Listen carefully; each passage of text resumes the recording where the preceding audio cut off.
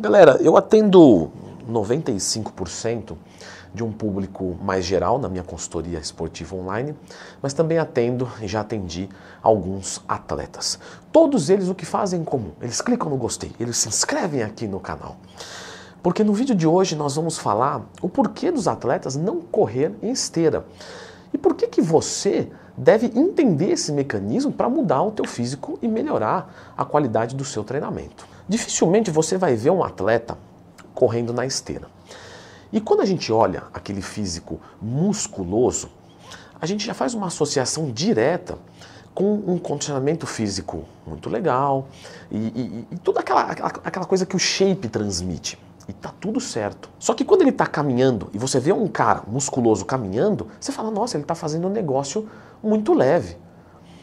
E a gente tem que começar a entender, primeiro de tudo, que apesar dele ser um cara que realmente tem um condicionamento legal, tá com um físico bom, ele é uma pessoa pesada. Quando você vai pegar o IMC, Índice de Massa Corpórea, dessa pessoa, vai apontar como obesidade. Logicamente que ele não é obeso, porque ele tem um percentual de gordura baixo. Mas isso nos mostra que realmente o índice de massa corpórea, de peso dele é alto.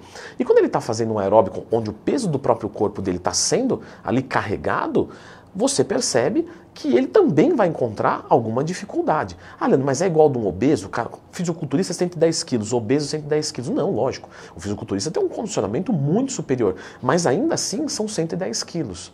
E o primeiro ponto de todos, portanto, é por que o atleta não corre na esteira? Porque ele não precisa correr. Como ele já é um indivíduo pesado, o próprio caminhar acelerado já sobe a frequência cardíaca dele muito diferente de um cara que tem 40 quilos a menos. Então vamos lá, vamos pegar um exemplo. Estou trabalhando com um aluno meu da consultoria e ele tem 1,70 m e 70 quilos. Se ele fizer uma caminhada, ele vai chegar lá nos seus 100, 110 batimentos por minuto. Tudo bem. Agora eu vou pegar um atleta que pesa 110 quilos, com a mesma altura, e vou mandar ele andar na mesma velocidade desse outro aluno meu. Sabe o que vai acontecer? Ele vai bater 120, 130 batimentos por minuto, às vezes até mais. Tá? Fernando Sardinha, que pesa menos de 100 quilos, mas pela estatura dele, né, ele é um pouquinho baixinho. Ah, ele vai me bater quando eu falei isso. Ele, quando está fazendo uma caminhada acelerada, ele fica por volta de 140 batimentos por minuto. O que uma pessoa de 70 quilos, 1,70 m, iria precisar dar uma corridinha. Então você percebe que ele não corre, mas o aeróbico dele tem um vigor interessante. E Leandro, eu não devo fazer aeróbico de baixa intensidade, de alta intensidade? O aeróbico de alta intensidade vai me ajudar? Sim, vai. Eu já fiz um vídeo sobre isso aqui no canal, lembra de procurar, não tem mais tema. Quando você faz um aeróbico de intensidade mais alta, nós que somos marombeiros, mas eu quero só estética. Isso, mas para você conseguir hipertrofiar o teu músculo, você tem que descer o pau no treino. Como é que você vai fazer para descer o cacete? Você precisa ter um condicionamento cardiorrespiratório para aguentar o pau do treino. Quando você vai fazer uma rosquinha concentrada, tudo bem. Você vai falar, não, o coração está tranquilo, ótimo. Agora, quando você vai fazer um agachamento livre, você percebe que às vezes o coração falha antes dos membros inferiores. Isso é muito ruim para o fisiculturista, isso é tudo que ele não quer. Quer dizer, Leandro, que se eu falhar o coração antes do músculo, não é o melhor? Não é o melhor. Às vezes acontece? Lógico. Mas não é o que a gente quer. E como é que a gente faz para aguentar mais isso? Você vai ter mais vigor, mais VO2, mais condicionamento cardiorrespiratório. Quando você consegue fazer uma troca gasosa com mais eficiência e você dura mais no treino, você treina mais pesado e consegue mais hipertrofia. Por isso que mesmo em bulk a gente faz aeróbico. Se isso não fosse tudo, nós também melhoramos a sensibilidade à insulina. Eu falei muito disso no meu curso de dieta. No meu curso de dieta, as explicações são assim, olha, vai fazer um bulk, cuida da sensibilidade à insulina. Como? Com essas estratégias aqui, saldo calórico, etc., carboidratos nesses horários. Né? Porque se você não cuidar da sensibilidade à insulina, e se tiver só testosterona, meu amigo, não vai adiantar nada. Mulher que usa esteroide para emagrecer e piora a sensibilidade à insulina, às vezes não consegue emagrecer, e usando esteroide. Então você começa a entender que a sensibilidade à insulina é fator determinante. É a chave do sucesso para você conseguir crescer seco, para você conseguir secar com qualidade. Então o aeróbico também vai entrar aí. Não é só isso, o atleta também tem que fazer um aeróbico para o seu coração aguentar. Porque lembra que eu falei? Ele tem um sobrepeso. Pensa só, tá vendo essa veia aqui? Se meu braço fosse fininho, a veia passaria, desculpa gente, a veia passaria aqui, né? Beleza. Se meu braço fosse enorme, ela faria isso aqui, ó, ela contornaria. Ou seja, aumenta o tamanho da veia, dos vasos. E o que isso cria de fenômeno? Resistência vascular, que a gente chama. Quanto maior a sua massa corpórea é, mais resistência vascular você tem. E isso força mais o coração. Então, quando você pega um fisiculturista que cresceu muito, um cara natural, tudo bem, não vai ter uma resistência vascular que ele tem que se preocupar. Mas um cara muito gigante, ele vai ter uma resistência vascular grande e o coração dele tem que ser forte e bem condicionado para aguentar. Então, o atleta, ele não faz só por causa do físico, ele faz também para não morrer. Sem falar que ele usa esteroide, os esteroides pioram o perfil lipídico, etc. Então, ele faz um aeróbico de vigor intenso, realmente. Ah, Leandro, tudo bem, mas às vezes eu já vi atletas, né, fazendo uma caminhada bem mais lenta mesmo. E até mesmo, eu fui questioná-lo, e ele falou que estava com 110 batimentos por minuto. E aí, ele está fazendo um aeróbico de baixa intensidade. Beleza. Por quê? Por que ele não está correndo nesse momento?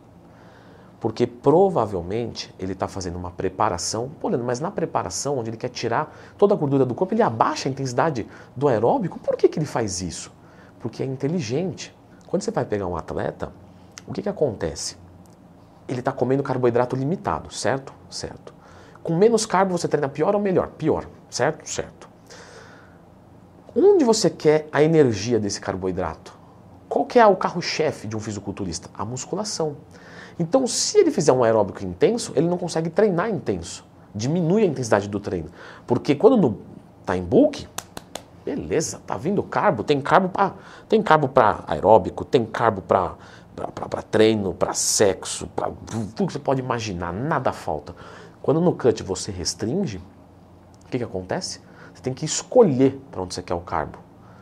Então, eu quero treinar bem musculação e o resto dane-se. Pô, Leandro, a mulher do atleta deve sofrer na preparação. Ah, pode ter certeza. E aí, nesse momento que ele está reduzindo tudo, e ele quer treinar muito bem, ele abaixa a intensidade do seu cardio, para não cansar fisicamente, mas gastar caloria. Aí o que ele faz? Ele aumenta o volume. Então antes ele fazia meia hora de cardio. Agora ele vai fazer 2 horas. Só que ele não vai ficar mais a 140 batimentos, ele vai ficar a 110 para poupar. Então ele vai lá, gasta uma caloria que vai ajudar, então ele leva mais tempo para gastar essa caloria. Então ele baixa a intensidade, ele não vai correr, ele vai até caminhar mais lentamente para poupar energia para descer o pau no treino. Então esse é um porquê.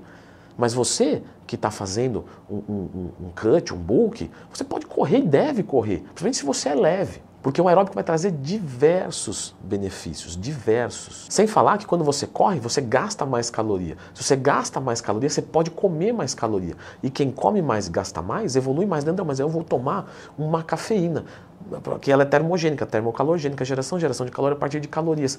Não vai adiantar. Porque o efeito termogênico da cafeína é muito pouquinho. Mesmo que seja a da Oficial Pharma, que é a melhor e maior formulação do Brasil, mesmo que seja da Oficial Pharma.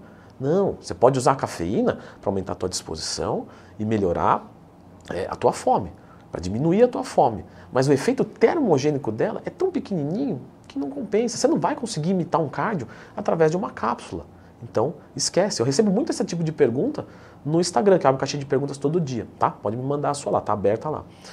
Ah, posso trocar o cardio e tirar menos caloria e tomar um termogênico? Não. O que o cardio faz, tirar a caloria da dieta, você comer menos, é sempre pior. Sempre que você se questionar assim, será que eu posso tirar um pouco dessa caloria e deixar de fazer o cardio? Não. Faz o cardio e come mais. Sempre comer mais é a resposta. André, quando é que o termogênico vai servir bem de verdade? Beleza, eu fiz um vídeo aqui com as estratégias, tá? Não o que é um termogênico, eu já sei que você sabe o que é um termogênico. Mas quando que o termogênico deve ser usado? Em que quantidade? Quando que eu paro com ele? As estratégias de um termogênico. Não compra um negócio. Se você tem um termogênico aí na sua casa, para de tomar ele, assiste esse vídeo antes e elabora uma estratégia. Porque senão você vai ficar queimando o produto e não a gordura. Aí ficou filosófico, ficou bonito esse final. Dá uma olhadinha aqui.